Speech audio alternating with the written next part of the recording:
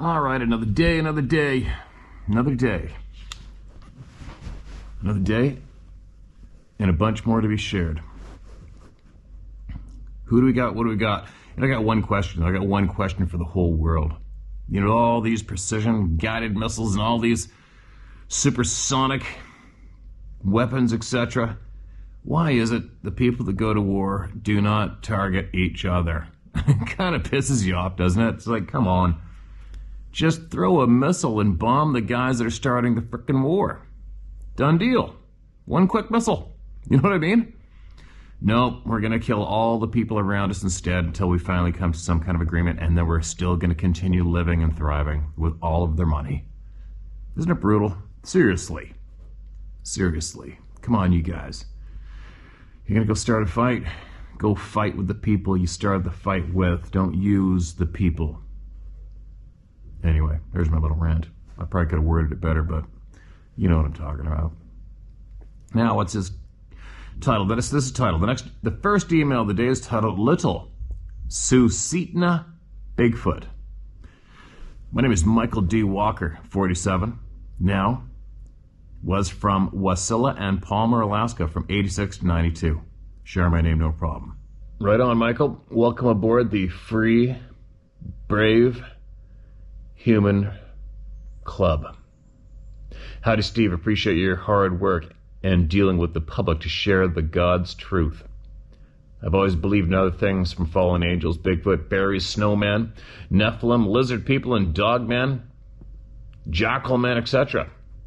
Hello, fellow truthers. My experience was near Big Lake, Alaska. Two church buddies and I went fishing after church one night, late summer of 91.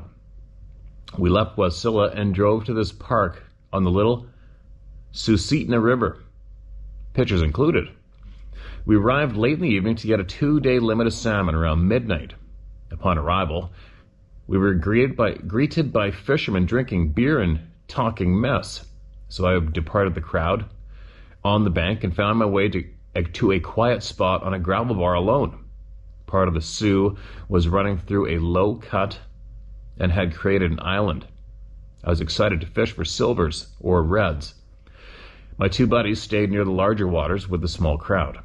I was casting and not seeing any signs of a fish run, zero activity. After a short time, small stones began to land near my feet, to my right and left. After a couple had landed, I felt that overwhelming feeling of being watched. I did not understand. across from and beyond the fast-running water, the island had short brush and sparse tree saplings along the bank. No full-size trees was present as far as I could see. After a nice-sized stone landed near me that rolled behind me, I looked hard and thoroughly behind me to see if a buddy was throwing stones to prank me. Things didn't make sense. While I had my head turned, scoping the tree line far behind me, I heard a pretty strange dunk in the water. I was fast enough to turn my head and see ripples in the creek and water drops still raining down. It was not a fish slap or a fish jumping. The stone or cobble must have been 6 to 10 pounds to make such a large dunk and splash in the water. I continued to cast and be puzzled to what was happening. I could not see anything or anyone. After the feeling of being watched left me, a moment later my buddy came to find me. I asked if he had been around messing with me, and of course he said no. He was always far behind and with crowd closer to the park. I know it was a Bigfoot having a go at me, just playing around, having a good time. I don't blame it. I was on its porch after its food supply. This is the park, pitches included. The terrain has changed some and the fauna has grown up. I can clearly see where the island was when the river was higher that year. The shape of the land and trees make a convincing picture of a dome-headed Bigfoot. This is a short crow's fly from Anchorage across Cook Inlet. This is on the Talkeetna side of Matsu Valley, not your favorite Chugach mountain range. Good times. The veil is getting thinner. Repent, be safe. Michael D. Walker. Okay, man. Okay, gotcha, man. Got the photo. Appreciate that. Wasilla. I hunted with a guide from Wasilla. Man, I can't forget his name. I'm sure you probably know him. Small area, right? I remember, he was from Wasilla for sure. And another pattern. The rocks, not just rocks, but boulders, right? Anybody else from around that area? I'm sure they're listening by now. We have had people email from that area, actually. I vividly remember Wasilla being mentioned in the past. Lots from Alaska. I'm sure lots more are coming as well. Now, what is this? This is not a long one, it's a recent one. This is an answer to a question posted publicly on Facebook. Steve, this is a public post. You can use my name, and you can read this to your audience if you wish. Okay, this is Robert Duval. This guy is very educated in these topics and more, okay? I know that is fact. Now, and he's wrote in to us numerous times in the past, and I'm probably behind in a few other emails from him. Very generous in sharing. Now, Lenora Haupt, I hope I didn't butcher that last name, asked a question on the Bigfoot Believers and Other Creatures group site. My answer is below. Now, her question was, does anyone else feel these beings are from the fallen angels, as stated in the Bible? Also, stated they are going to play a part in end days. That's the question. And this is an answer from Rob. I'm not an expert, but I am a historian. You know that. Here's what I understand based on a very long time of looking at various records, and yes, that includes biblical historical accounts and taking the time to understand the DNA work done to date.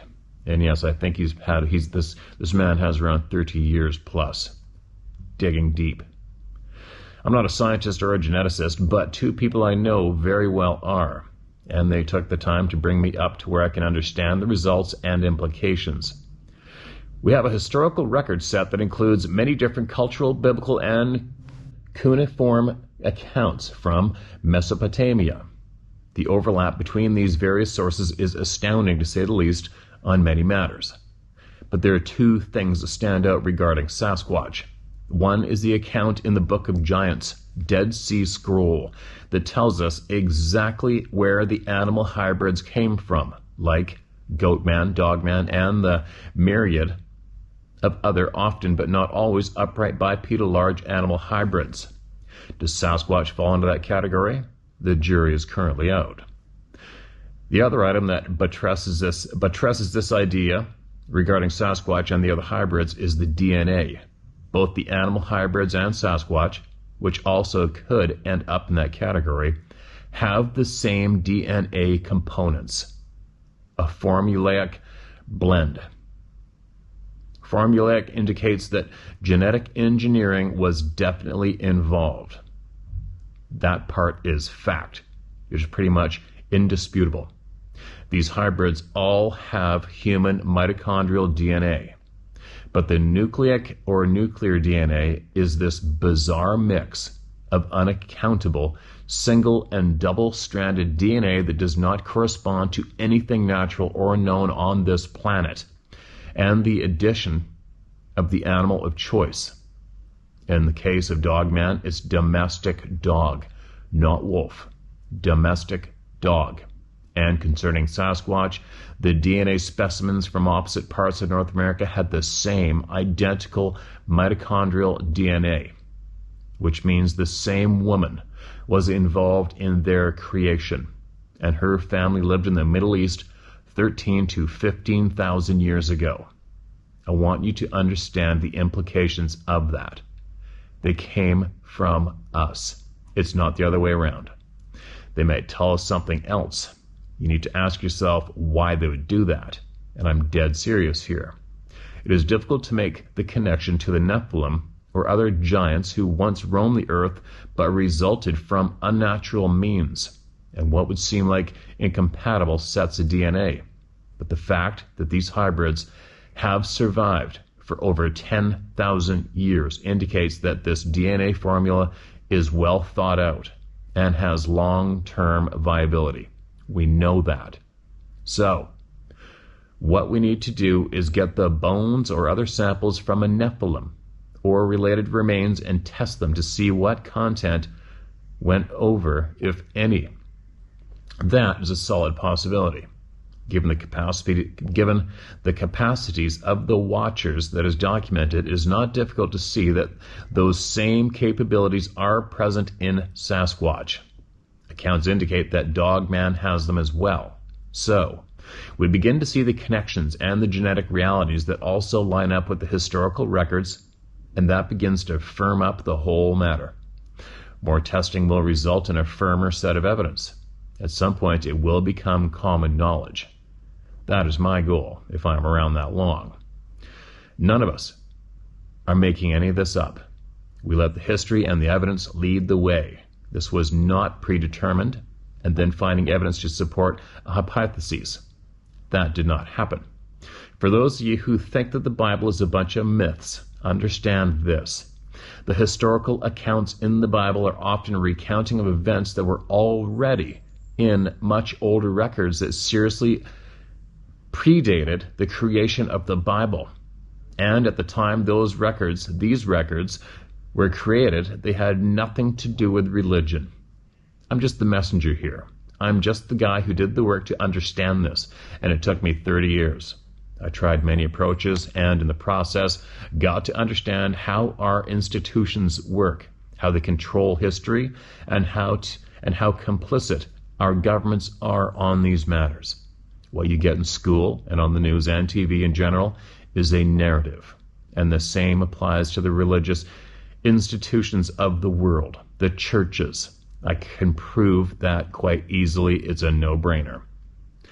That's it in a nutshell. I'm just the messenger here. If you don't like what I'm saying, understand that this is not my problem to fix. If you want to understand this, do the work. You know what? I'm going to read that last sentence one more time. If you want to understand this, do the work. There you go. All right? And that is a solid piece of advice to everybody and anybody. Do the work. Don't just sit there looking like a window licker staring at the screen. Do the work. Dig. I believe the answers are all there. I believe Rob has a lot of the answers, without a doubt. This dude has done a shit pile of looking. Take from what you will or leave it, but if I could give a word of possible encouragement, maybe read that email over, listen to this email a couple times till it sinks in, because there's a lot of solid gold in that email. Thanks again, Rob. Be talking shortly, for sure. All right, here we go. Moving along. Everyone gets heard. This is titled, I Went Hunting the Creature That Terrorized My Family. June 17th, 2022. Okay, hold on a sec. I got to read something for me here first. All right, here we go. Hey, Steve, my name is Gonzalo Chavez. Feel free to use it if necessary. I fear no man, animal, or any authority figure of the known world. I'm going to be honest and upfront right now. This is going to be a long documentation of the facts regarding a situation that happened Sunday, the 16th of June, 2022, and the hunt I went on Monday, the 17th of June, 2022. I'm also going to share some of my experiences growing up regarding mainly the supernatural and the white, skinny entity shared by one of your other subscribers. Regarding my own experiences, only 2 other people know about them. I've never really been able to share these experiences due to the fact that, well, it's very hard to believe. But I assure you that they are factual and real, but very hard to believe. The main part of this account was told to me by my brother-in-law. He's a no-nonsense type of guy, so I knew it was true just by the reaction from him and the 5 kids that were there with him at the time. One of the kids is my nephew, and the other 4 are basically family, so you'll understand why I went hunting for this thing that terrorized them that night. I've never been very good at writing or punctuation, so if I screw up, feel free to rip me a new one for mistakes. Let's get into it. Feel free to rip me a new one for not reading smoothly. First, a description on the location. On the night of the 16th, my brother-in-law and nephew, along with 4 other children, were fishing at a location called Young's Check, south of Cozad, Nebraska. This is a small gate that controls the flow of water into Johnston's Lake, which is about 10 miles to the east. It's not flat like most people see when traveling through the state. The canal that feeds the lake was built by the Army Corps of Engineers through the hills about 8 miles south of Interstate 80 to keep the flow of water steady and consistent. The canal was carved into the hills. This created many deep ravines and valleys with steep, almost vertical, 50 to 80-foot drop-offs in some areas. Most of the canal is wooded on both sides, so there's plenty of natural cover for anything wanting to move without being seen. As a kid, you could drive right up to the gate, but it's fenced off now. To get back into that area, it's about a half-mile walk to the gate and another 1/10 of a mile to the spot they were night fishing. The road that leads to the gate runs along the canal with a large cutout hillside to the left the whole way. Once there, the cutout canal is extremely steep on each side with only one way in and one way out. This is the best way I can paint the picture of their location when this thing chased them all the way back to their vehicle. It was about 2:30 a.m. when they were fishing about 200 yards to the east of the gate. They were on a part of a ravine that had caved into the canal, which created a small path to hike very close to the water's edge. You cannot travel any further east after this point because the walls are 90-degree cutouts directly to the water. They were at the very point where you could not travel any further. About 15 feet from them to the east is about a 4 to 5 foot round patch of dirt that had fallen also, but is nearly impossible to get to from east or west. One of the kids thought they heard something making noise in the water near this patch of dirt. So my brother-in-law shined his light that way, and to their horror, they witnessed an almost disfigured, pale, white creature on all 4s drinking out of the canal. It didn't notice them until he shined the light on it. It was so close it had to know they were there. He said it turned to look at him when he shined the light and said it had pointed ears, no hair, and black eyes that didn't return the light like any other animal in the wild would. One of the kids later looked up images of skinwalkers when they returned home and said it looked like the one on all 4s with the weird disfigured back. He said the one they saw was 10 times more muscular than the supposed one online.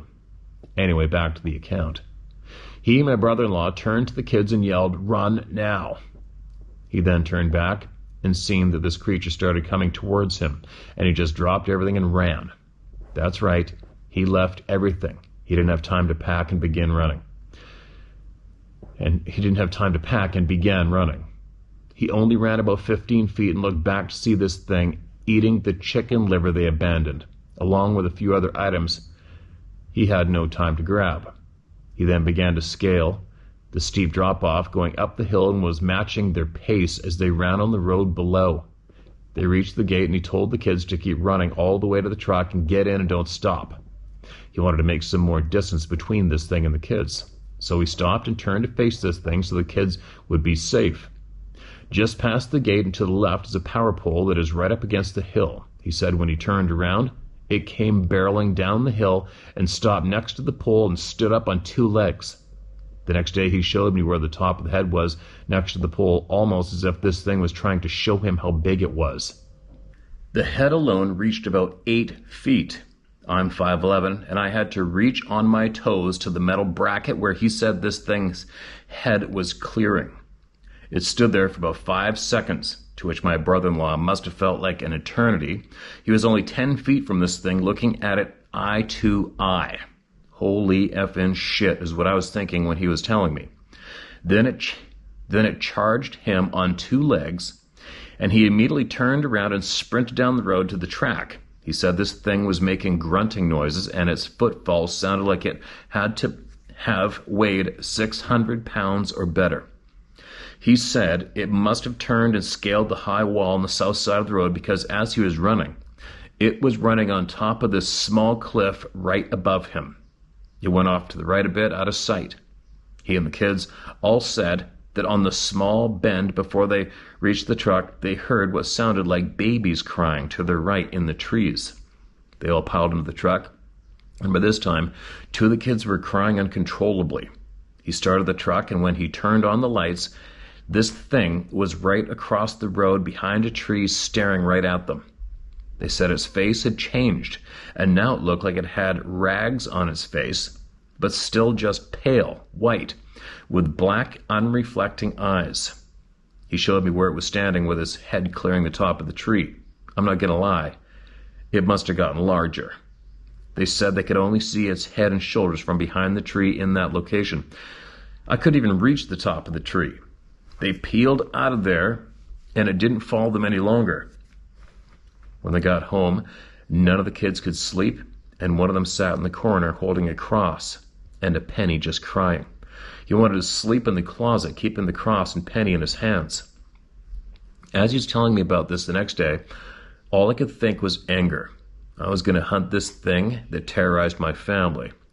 So, myself, a very good friend, my brother-in-law, and one of the kids that, quite honestly, has balls of steel for wanting to go with us, fully armed, up for the night ahead, not kidding you, 2 12-gauge semi-auto mag-fed shotguns with 4 10-round mags loaded with double-aught buck on top and 8 sabot slugs following, 1 1911 with 4 extra 8-round mags, 1 38 revolver with 2 quick reloads, 1 SKS with 2 30-round mags, and a bow and arrow setup. Right on, let's go.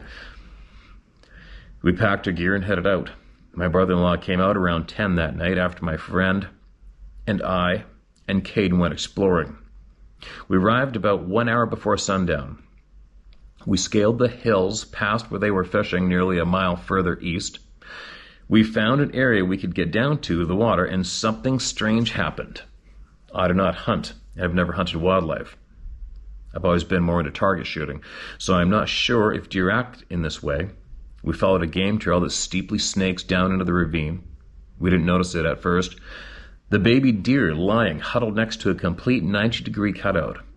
We walked right next to this deer and it didn't even see it. It was only after we reached the water and looked back, it was already dark, and I noticed the eyes were shining in my light. I looked at my buddy and was like, "What the F is that?" We just walked through there. There was absolutely no other wildlife around other than coyotes we heard in the distance. So I literally walked right up to this 2-foot-tall baby deer and told it not to worry, and I wasn't there to harm it. I petted it for about 5 seconds, and it got up and ran away. My friend and I looked at each other and couldn't believe what just happened. This is where my brother-in-law came out, and we headed back to where they first seen it. He was leading us around, showing us everywhere this creature traveled, near the light pole, The light pole, you could clearly see where something massive had come down the steep embankment. There were fresh clumps of dirt everywhere where it came off the 60 degrees plus bank.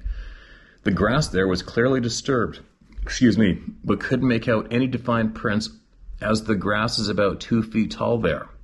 We then went over to where they were fishing. We picked up tools that had come out of the tackle box, a $10 bill, a pack of cigarettes, a couple of other items that were strewn all the way to where they were fishing. They lost these things as they were obviously running for their lives. When we got to the fishing spot, we found one track where the chicken liver was and found what we thought was a barefoot, human-looking print, 16 plus inches long with 3 toe imprints, only one. The packaging and fishing pole holders were gone, so we went to the edge right before that patch of dirt. There's only about 1 foot of space to walk the 15 feet to get to the patch of dirt where they first seen it. The water there has an immediate 10-foot drop-off because the canal is extremely narrow at this location. Very carefully, myself and my brother-in-law hung onto the crevices in the wall to get to the patch of dirt. The empty package of chicken liver and the fishing pole holder made from steel was bent in half, laying right in the middle of this patch. It was like it wanted us to find it there to see what it did to the pole holder. Also, a very important fact was that the liver package wasn't tore apart like a wild animal would do to get to the prize inside. The package was fully intact and not damaged in any way, just empty.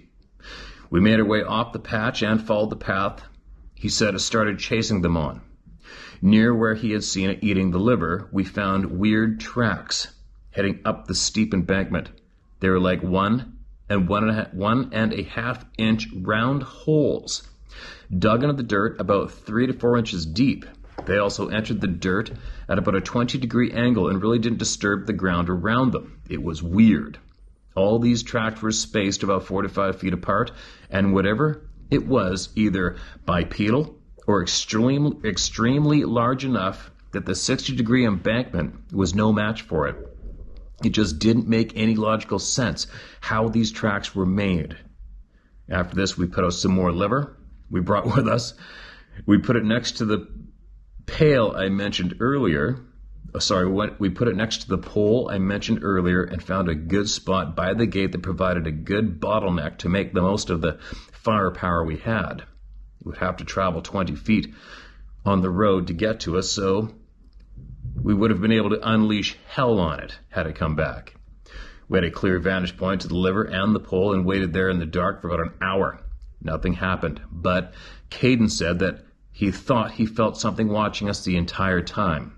I did not feel this, but then again, I have absolutely no fear of anything, so maybe I didn't pick up on it. This creature absolutely was very intelligent to do what it did. So, if it was just a wild animal in the area looking for a meal, it would have come back, tracking the smell of the nasty, stinky liver. While we were sitting there, I asked Caden if at any point he thought it was trying to attack them, and he said no. The feeling he said he had was that it was trying to intimidate and scare them. All the kids ranged in ages from 10 to 13, so they understood the gravity of the situation the night prior. And this is where the story ends, except for one last piece of information that is puzzling and disturbing at the same time. When we arrived, the gate at the road that blocks the entry was open. My brother-in-law said it was closed the night prior, and there was absolutely no tracks on the gravel road, human, vehicle, or any tracks of any kind indicating that someone or something opened the gate. When we left and come around the bend, the gate was closed. We all stopped for a second about 50 feet from the gate and began looking for any kind of tracks. Nothing. We slowly shined our lights looking on the ground all the way to the gate and from there all the way to our vehicles, and there were no tracks other than our own from where we went in. This makes no logical sense to me. It was open when we went in and closed when we came out. What the F? I went back and proofread what I've written, and wow, it's long. I'll try to be brief for the next couple of items. Because of the things I've seen when in a state of what science will tell you is sleep paralysis, and that is completely obvious cover title to what it really is, I know what they described is real. We found the evidence of the path it took, some of the tracks it made, and the ground disturbances it created. I've seen this creature in my parents' home when I was 20 years old while on leave from service stationed in Washington State. It was obviously a smaller form and on a different plane of existence at the time, identical to what they described. It was also there to intimidate and scare me. I didn't have the feeling that it was trying to harm me, just like Caden said he felt it wasn't trying to harm them that night. Long ago, I was able to control what they call, quote, sleep paralysis, end quote, and enter it at will anytime I wanted to. You would not believe the things I've seen in that realm. It does manifest in this realm, from that realm, and that's a fact. I have a witness that can verify that. I taught him how to enter, quote, sleep paralysis, end quote. And that very night we had a weird encounter out in the woods of Montana where we were working. On the drive to the job site, he tried what I showed him to do to enter the state while he took a nap. When he woke up, he told me that he never wanted ever to do that again. Later that night, we had to take the water truck down the mountain to get more water for our drilling rig, and on the way back in, he said he thought what he saw in sleep paralysis was following him. At that very moment, every single light on the truck went out, complete darkness. This type of truck will die if it loses power, so the fact that it was still running verified to me that something was definitely messing with us. I stopped the truck as fast as I could and told my buddy, who was freaking out, to tell it to leave him alone with the authority in his voice. He yelled out, "Leave me alone!" And immediately all the lights came back on. This is just one of nearly 100 or more things I've experienced over the years. One time while experimenting with the sleep paralysis, something came right up to my right ear and said, and I quote, "You need to stop doing this now." Then I felt it vanish. I think back to one of the accounts you read a while back when one of your subscribers were talking about how we are pure energy and that these creatures are energy, but not pure energy. And he's right. When I was about 6 years old, I experienced this form of energy, but it was as if I had been kicked out of the club, but so badly wanted to return to what I knew were really there. That's when my sleep paralysis began, by the way. It started with one nightmare, floating in an abyss of absolute darkness and huge balls of energy floating past me. It felt like they were trying to draw me in, but I didn't quite understand what they were at the time. After that, I struggled every night with sleep paralysis until I was about 15 years old. It was then I learned how to control it. Still very afraid of it. When I was about 19, just before I entered the Navy, I decided to no longer fear it. That's when the fun began. Well, I'm sure terrifying to anyone else, but I was already used to it. So to lose the fear that was gripping me as a child was a new exhilarating experience for me. I've had many encounters in that state, and everything I encountered had intent. Some good, some bad, and some just outright evil. I've seen giant serpent-like creatures, the skinny, pale white figure, a child running at me with a head that turned into a head full of teeth. And the worst ones are the black, cloud-looking things that just hover near the ceiling in your room. Those ones emanate pure evil. And when something told me I needed to stop doing this now, that was one of them on the other side of the room when it happened. Now you might have an idea why I went to hunt this thing that terrorized my family. I absolutely do not fear any of these creatures. I know if it's going to get me, it has the strength, power, agility, and ferocity to get me, or anyone for that matter. Also, I've been able to fend them off with just knowing that I possess the power and authority of our Creator, and using that knowledge to just tell them off, and with authority in my voice. This event with my family was different, though.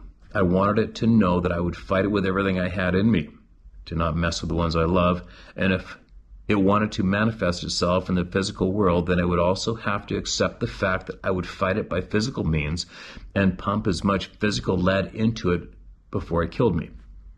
I also do not fear death. It's the door to life, and I look forward to it. Thank you, Steve, and thank you to all the other brothers and sisters out there who have the courage to come out and share their experiences.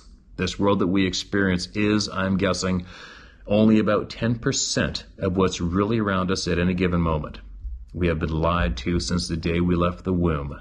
Keep spreading the things people are too afraid to share. Keep spreading the things people are too afraid to share to help heal our souls and get back to who we truly are. We have the powers and abilities most people can't fathom because we've been neutered from day one. I was only able to harness one ability of probably infinite number of abilities we truly have. But do know it. I'm sorry, you guys. One more time. I was only able to harness one ability of probably an infinite number of abilities we truly have, but don't know it, I think he meant. I lost the ability to enter sleep paralysis in my 30s and have been trying to get it back. I'm 40 now, and I hope to one day reharness that power. Knowing now what I know and hearing all the stories of others you have shared has renewed a fire in my spirit to take the fight to them on their turf. I love you all. That is one hell of an email, isn't it? I've read that one before. I remember that. And I have no problems rereading that again. It's going to happen every now and then. There's no way out of it, you guys, since that glitch with my old phone. That's just the way it is. But it's harmless, right? Now, anyways, that's a very interesting email. And if you are still hanging out with us, and if you're still digging and learning, could you do at least do me a favor and email me back with whatever else you may have learned or picked up along the way or experienced? And I'm sure a lot of people want to know too, but I can't really speak for everybody, but I can speak for me, and I would love it if you emailed us back again. I'm glad to have you on the team, that's for sure. Now, holy cow, here's a book. A book? I'm going in. This is titled Ellie Mae Eli. It's either Ellie or Eli, E-L-L-Y, Ellie. This is titled Ellie Mae here, First Nations Experiences and Photos. So you might hear some little kids' voices out there. No big deal. It's just the neighbors. Now, here we go. Bracket. It's a long one, at least a 2 coffee cupper, but you do say to send it all at once, so. Aani or Booze Who. A-A-N-I-I or B-O-O-Z-H-O-O. Hope to all and blessings to you for the rest of the round table of knowledge who are listening. May the Great Spirit bless all of you in good health and find your hearts in peace and good energy. I've finally taken the time to write in after so many months of listening and putting off sharing my experience, but I'll explain why. I am Anishinaabe, Ojibwe, descending from the White Earth Nation in Minnesota, and for years now I have been seeing our dear friends the Sabe. In my early years, I had no idea why, but now, as I start to evolve into an elder, can't stay 29 forever, and learn the ways of our Mother Earth, and it all has to offer us, I understand now that it is all for a purpose. Those of us that are connected to the Earth's energies truly know in our hearts that there are a few of us that our souls are open to seeing, and the Creator did this all for a reason. My reason, to teach my grandchildren the ways, and yes, I already know they too will see them. I will be here on this earth until they are old enough to understand this and be able to comprehend. They are here to protect us, and we are to protect them. That's our duty, our calling.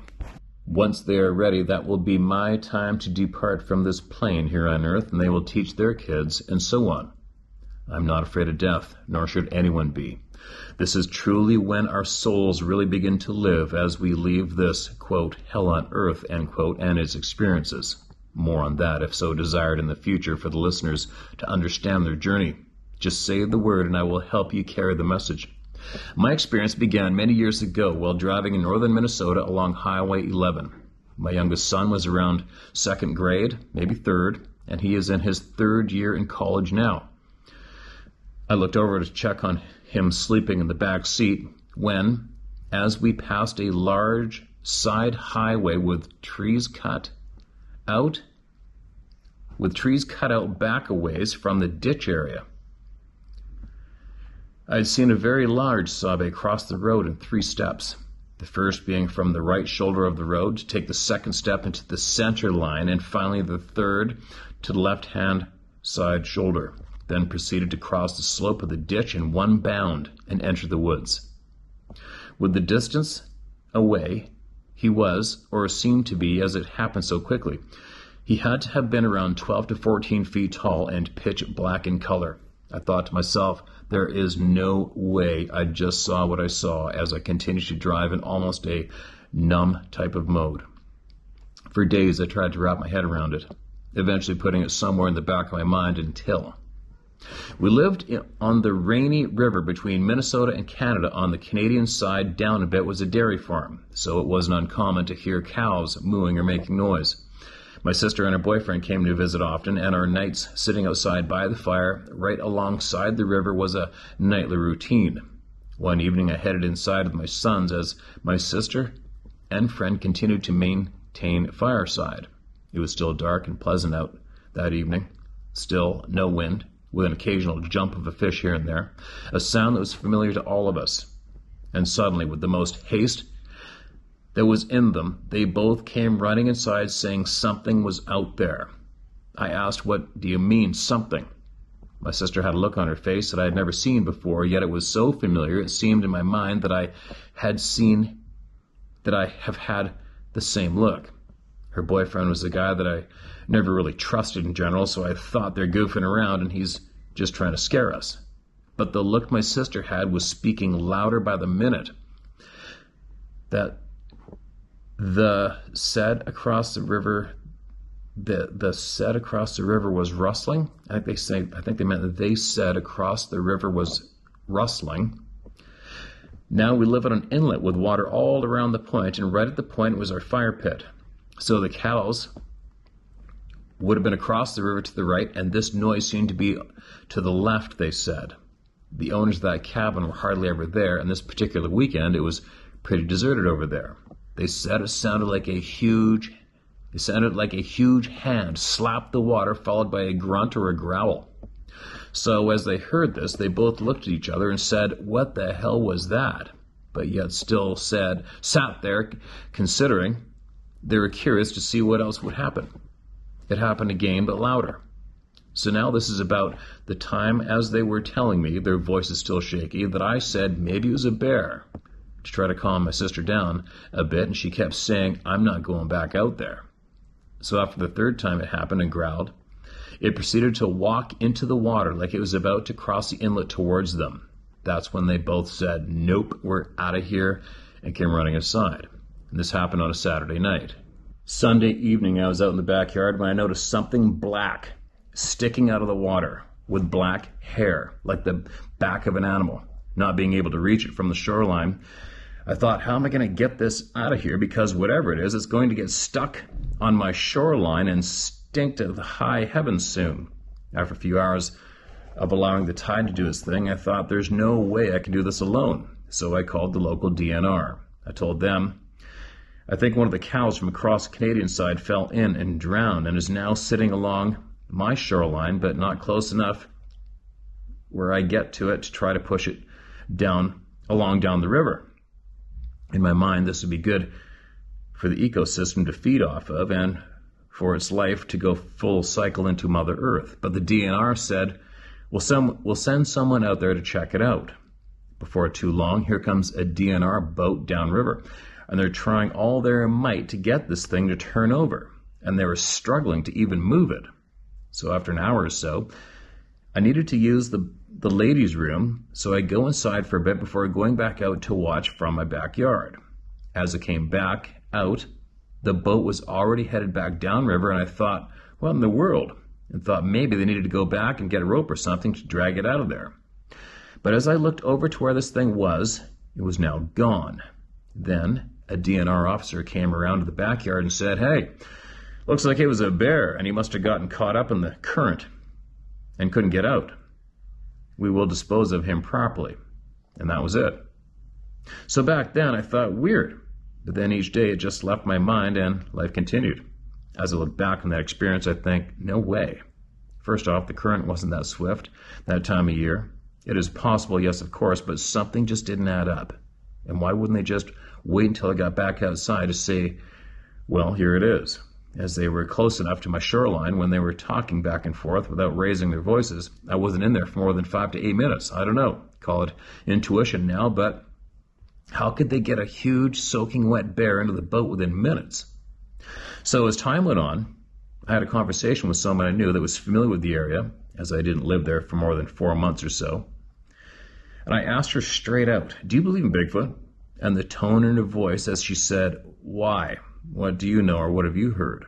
I told her of the experience of what I saw along the side of the highway, and she began to explain that their neighbor had called them a few weeks back and said one was running from the side of their pasture to the back side of his property and wanted her husband to come over and help him track it as he was concerned for his livestock. Without giving out her location, it would have been south of Lake of the Woods / Baudette area. Well, fast forward to the last few years, as a person grows, evolves into knowing and the meaning of life, and is woke to that not is all that it seems. Clearly all this coming with age and wisdom, I found myself sensing more than what we think of as normal nature. I know now in our later years that trees are our full connection to Mother Earth, that we come from water, and it sustains every part of every living being here. Without it, we are nothing. I know that the energies that surrounds each and every one of us means more than we realize. Our chakras and sense of center is our lifeline to being able to keep breathing. As a studying energy healer, I now am open to it all, which I feel I have been blessed with. Yes, do not look forward to seeing the evil ones that walk our earth, such as the dog man. I hate to even type that word out, as all thoughts and words manifest into actual energy. But in my heart of hearts, I know they have seen me, and I refuse to look. I've spoken out loud when in the woods, you're not welcome in my realm, and have no business with me. 5 years ago, we bought a place in central Minnesota. First year, summer, is a seasonal place. It's a seasonal place. All seemed well in the world. Actually, nothing too much was on my radar until year 2. That's when I sensed that something was in the woods just a rock's throw from our front deck. We had close neighbors as we were in a resort-type setting, but away from the resort itself and on the edge of a large acre property. To the south is a small lake, a lake that isn't visited by general public, so no traffic on it at all besides us and a few random resort guests on a kayak here and there. Each time I was out on that lake, I sensed being watched but not in danger. In my mind, I would tell them it's okay to show themselves, but I wouldn't rush them. So, sounds here and there that didn't make sense. In, quote, hey, that's not a bird, or that would not be a coyote.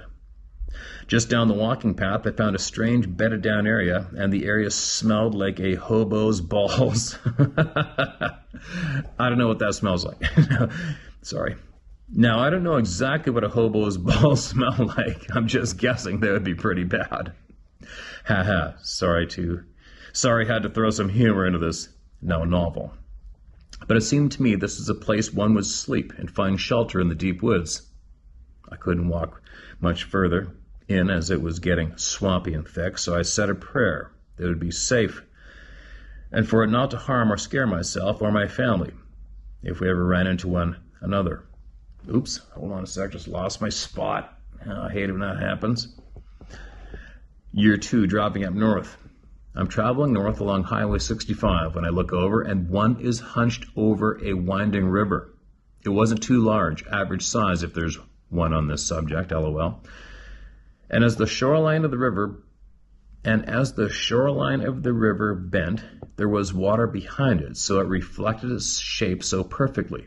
I couldn't tell if it was getting a drink from the water or what exactly it was doing, but its hand seemed to be slightly dipped in, and it seemed at peace. So in my mind, I said hello as I kept driving. I didn't even know why I didn't try to turn around. I just seemed to have so much gratitude of thank you for allowing me to see you and continue on. Year 3. Well, I must have gained the trust because now I hear wood knocks and howls that would bring chills down one's spine.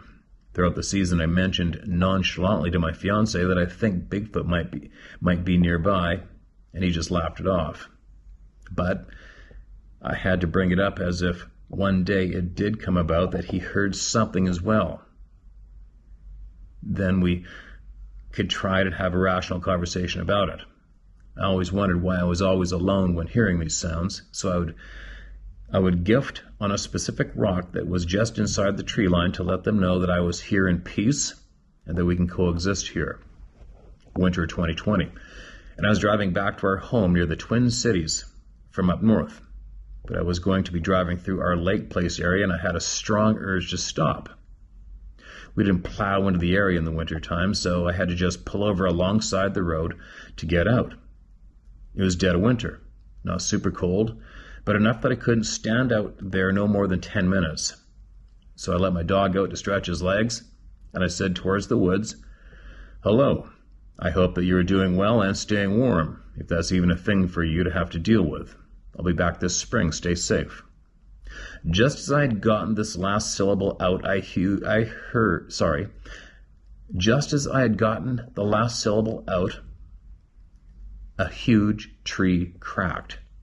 Or something hit a large round tree, but not enough to break it. Now, you just spoke a week ago or so about how a tree sounds when it does its winter cracking, and this definitely was not that. I'm blessed to have been raised in the woods, nature, hunting and fishing, etc., so I'm aware of the sounds of wintertime, creaks and cracks of the trees stretching their cold, tired, hibernating bones. I had an instant feeling of, "We see you. Thank you for visiting," and for some reason I felt a sense of a female acknowledging me. There's a huge cell phone tower there, and now as I look back, they have to be feeding off the energy from it. Something I didn't put together until someone mentioned it in their story, and you, Steve, thought the same. So thank you for the puzzle piece. Summer 2021. I now have been hearing them, sensing them and feeding them, gifting them. I hear the wolves deep in the woods that I know are not wolves. I realize that they have to be hunting.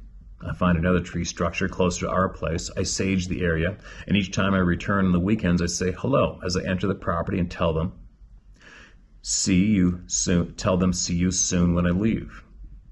Now, by the end of June, I have found your channel as I researched online what I'm dealing with a bit more. I listen to other encounters, and the whole 3 hours driving up north and the 3 hours back down to the cities area on Sundays.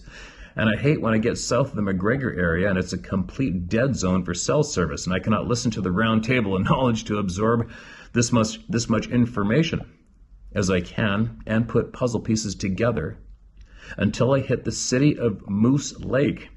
And just like that, my life is complete again, LOL. July or August 2021, I'm driving north again on Highway 65, not quite to McGregor, Minnesota. I've been alone in my drive, and I'm finding it strange that I haven't seen a car in a really long time. It's the middle of the day, if I remember correctly, a Thursday, and it should be busy with cars. I was traveling to our lake place alone with my dogs. I'm coming up to a very wooded area, and I start to see the outline of a car pulled over and what seems to be someone walking around the backside of the car going towards the east side ditch.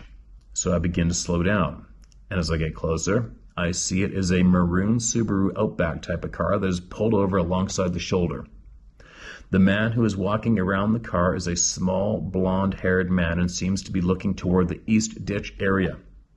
I get the instant feeling, and a voice in my mind says, "Look over here."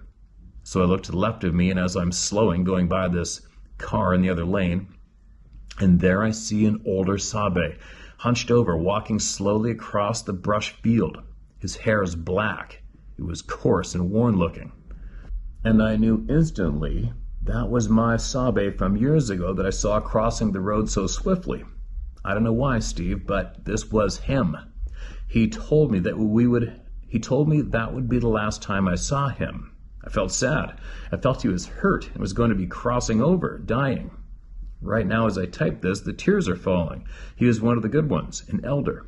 My heart hurts for him as time seems to be standing still. It was like all this happened in slow motion. I was more than a few car lengths past the Subaru and should have been a mile away by now. And as I look forward down the road is another man with a dark brown hair, taller, slimmer build, and he's walking down a driveway back out to that car. I wanted to turn around. I wanted to tell him it's okay. You didn't mean to harm him. I pray they're listening, Steve, or someone that has heard their story. The elder Sabe had them looking in the other direction so that he could safely walk away in the other direction without the rush of not being seen. If they're listening, it isn't your fault. I don't know why I need to express that to these two gentlemen, but I do. It's okay, and you're welcome to the club in our return, even under the circumstances of how they came to be. September 2021. My mother, fiancé Ray, and I are at our lake house. I bring up the fact that the Sabe are here. I needed to just get it out. I say it out loud. There's a wide path down to the lake on that particular weekend. As the ground was wet from the fall rain, I found a track along the side of the path. I had taken pictures, which were not the clearest, and would leave for doubt for sure, but I know it was one just trying to get to the other side of the wooded area. At the end of the path is a smaller lake and a dock in which I sit on throughout the summer. I read books, I listen to your channel, and at times listen to Native American music or powwow channels just to be able to connect. On this particular evening, I had said, well, I'm going to go down with the dogs and look at the tracks again. Who wants to go with me? My mother said, Ellie, you shouldn't go down there. It's almost dark. Don't go.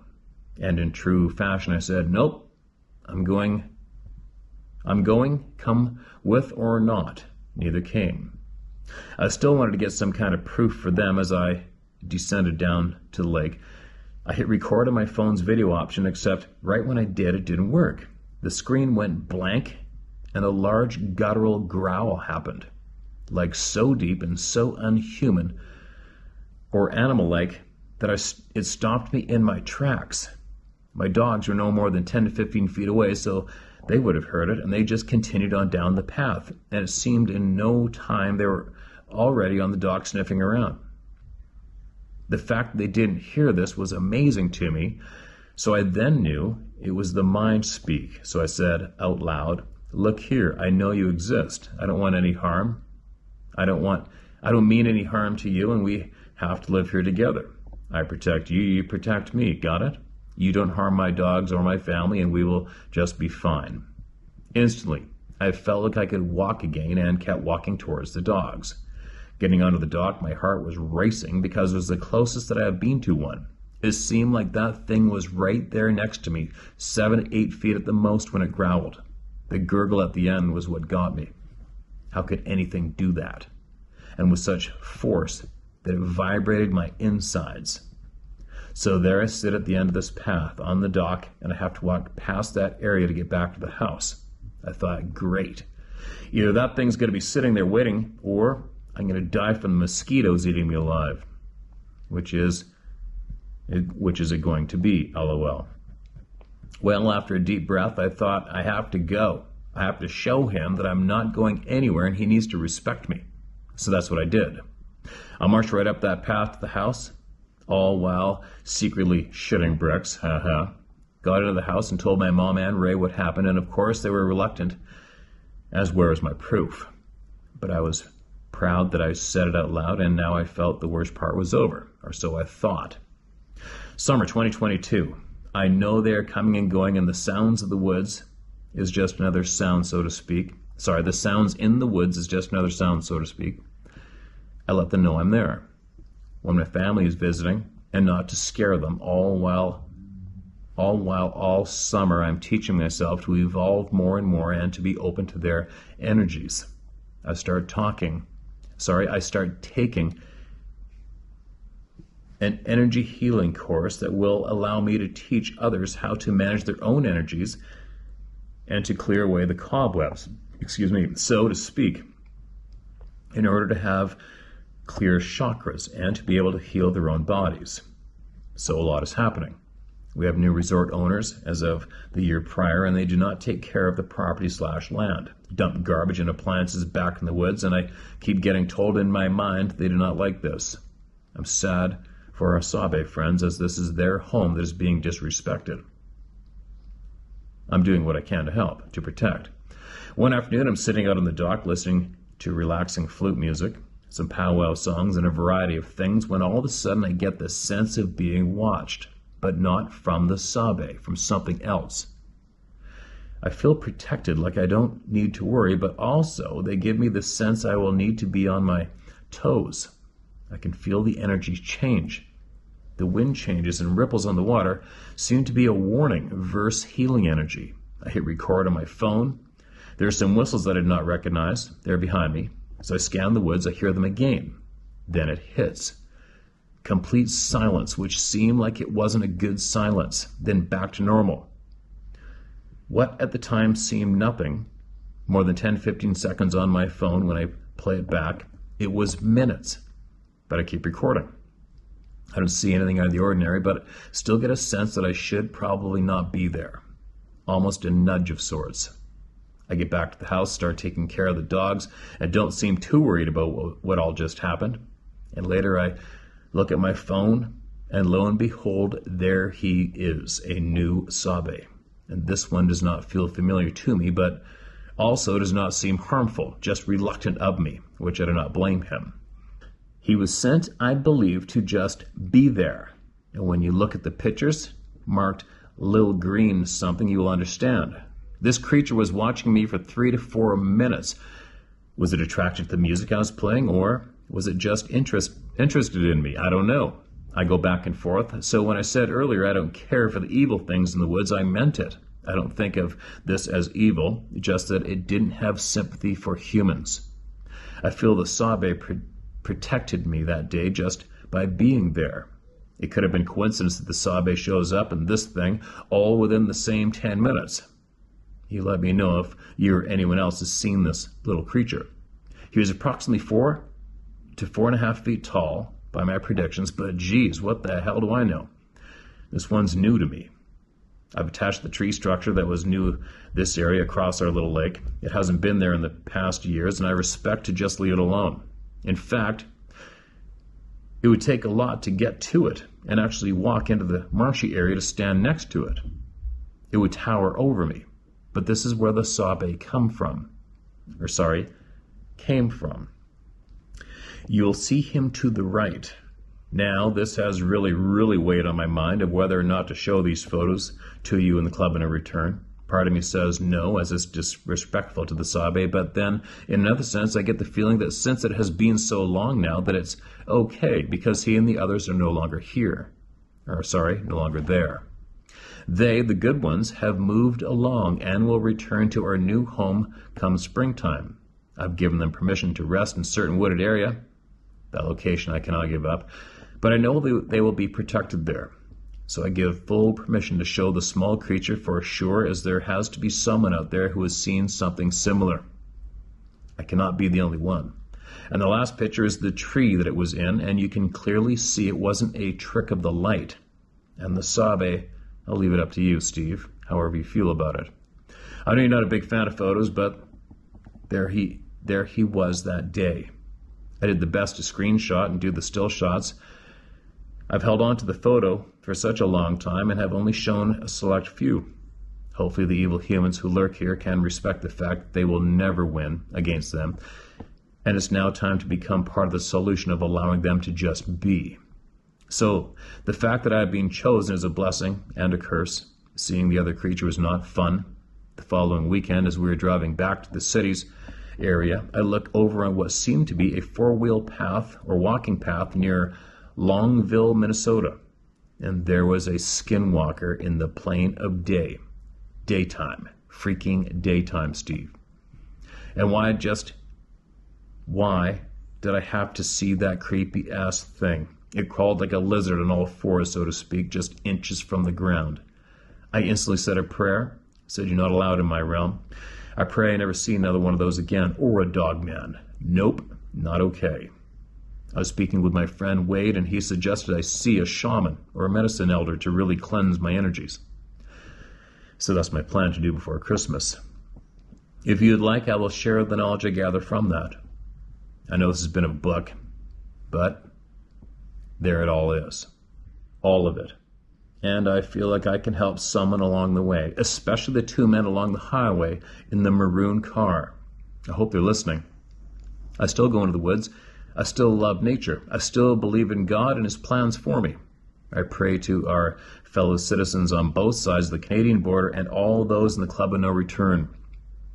I will be a voice for all First Nations if there are some out there that just don't feel comfortable telling their story/experience. Somehow we will connect. We know that our 7 teachings shows the Sabe to be here. The truth teaching in our culture has the Sabe representing that particular category. It is such a blessing. Steve, I will do what I can to help you in this project of getting the truth out, to help all to learn as well. I learn more from our elders and along this journey. Maybe we can do a group Zoom call that you can record for the channel's viewers with many of us from various nations. You just say the word. We, of all native descent and our ancestors, support your work and the time you're dedicating to this this topic. Do not hesitate to reach out to learn more on ways and bring all together. Your energies are genuine, and we all see that. God bless your family and your travels. May the Great Spirit always light and guide your path. Miigwech. Sincerely, Ellie Mae. For you. All right, I got it. I got your number. Appreciate you so much. There's the photos. I'm just looking at these in small form on my phone, so by the time I get them, oh yeah, there's something there for sure. Blatant outline. Crazy. I'll probably see better when I put this on the computer. But you're very generous, you're very kind and wise, and I absolutely appreciate you being generous and sending this and the well wishes to me and everyone here, and they're sent right back to you. This was sent in 2022. Unfortunately, this is the first time I've seen this email. So I hope you're still here with us. And if you are, could you please email me back? And once I get home, it's hard for me because as soon as I get these read, I go straight into editing, and then I got to carry on with our time here. I leave Sarah alone for an hour when I do this. She's fine, though. But anyways, I'm just saying. But I will. I'm definitely looking forward to hearing from you again. And who knows, maybe we could pull off a Zoom thing, do a video. Because I'll tell you what, when I get an offer from our First Nations, especially our elders, when I get offered up to have knowledge shared with me, I am there. I am in like Flynn. I'm there. So, there you go, everyone. Take from what you will or leave it. This sounds like a very wise human being to me. And I'm going to get ripping. I'm going to get going. I'm going to be back, and I'm not going to stop, and I'm going to make sure everyone gets heard. So, share my story at howtohunt.com. All right? Get it shared. Let's go. We don't have any time to waste. We got to share the knowledge now.